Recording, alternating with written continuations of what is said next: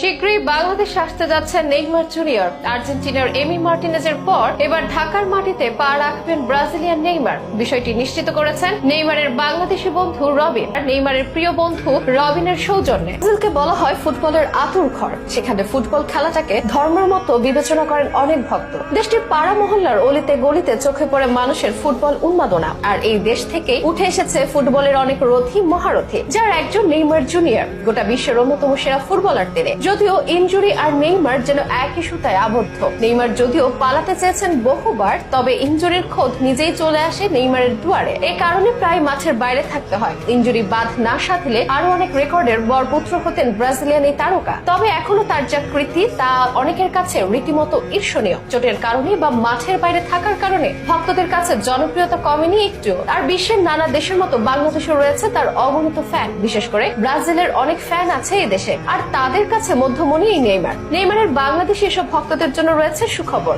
এবার সামনাসামনি দেখা যাবে ফুটবলের দুঃখী এই রাজপুত্রকে। বাংলাদেশে আসতে চলেছেন ব্রাজিলের দলের নাম করা এই তারকা। বিষয়টি জানান নেইমারের প্রিয় বন্ধু রবিন। নেইমারের ভক্তরা আগে থেকে রবিনকে চিনে থাকবেন। রবিন মিয়া বাংলাদেশের নাগরিক, যার বাড়ি ভৈরবে, তবে তাকে প্রায় দেখা যায় নেইমারের সাথে। তারকা ফুটবলার নেইমারের জীবনের বড় একটা অংশ জুড়ে রয়েছে বাংলাদেশি তরুণ এই রবিন। কারণ এই রবিন মিয়াই সামলাচ্ছেন আন্তর্জাতিক অঙ্গনে নেইমারের প্রচারের দায়িত্ব। সেলেসাও এই তারকাকে যে বাংলাদেশে আনতে চান রবিন, তা গত বছরে এক সাক্ষাৎকারে জানিয়েছিলেন। এবার জানালেন এই লক্ষ্যে অনেকটা এগিয়েও গেছেন তিনি। অতি সম্প্রতি এক সাক্ষাৎকারে রবিন মিয়া বলেন নেইমারের বাংলাদেশে আসার ব্যাপারে একটি প্রতিষ্ঠানের সঙ্গে মৌখিক ও লিখিতভাবে কথা হয়েছে। আশা করি আগামী বছরের অর্থাৎ 2025 সালের শুরুর দিকে তাকে বাংলাদেশে আনতে পারবো। আমরা চ্যারিটি আয়োজন করব। 16 কোটি মানুষকে আর নেইমারের সঙ্গে দেখা করানো সম্ভব না। আমরা আমাদের জায়গা থেকে যতটুকু সম্ভব করব। এর আগে গত বছর ব্রাজিলিয়ান কিংবদন্তি রোনালদিনহো এবং আর্জেন্টাইন তারকা এমিলিয়ানো মার্টিনেজ এসেছিলেন বাংলাদেশে। তবে কিছু কারণে সে দুটি সফরে জন্ম দিয়েছিল বিতর্কের। নেইমারের বেলায় যেন এমনটি না হয় সেদিকে খেয়াল রাখারও কথা জানান রবিন। রবিনের এই মন্তব্যের পরে খুশিতে মাতোয়ারা দেশি নেইমার ভক্তরা। এবারে প্রথম দূর দেশের প্রিয় এই তারকাকে সামনাসামনি দেখার সুযোগ পাবে বাংলাদেশের অনেক মানুষ। মূলত বন্ধুর টানেই ঢাকার পানে ছুটবেন নেইমার। জানা যায় লেখাপড়ার প্রয়োজনে 15 বছর আগে ব্রাজিলে পাড়ি দেন বাংলাদেশের রবিন মিয়া। পড়াশোনা শেষে কৃষি ব্যবসার সঙ্গে যুক্ত হন তিনি।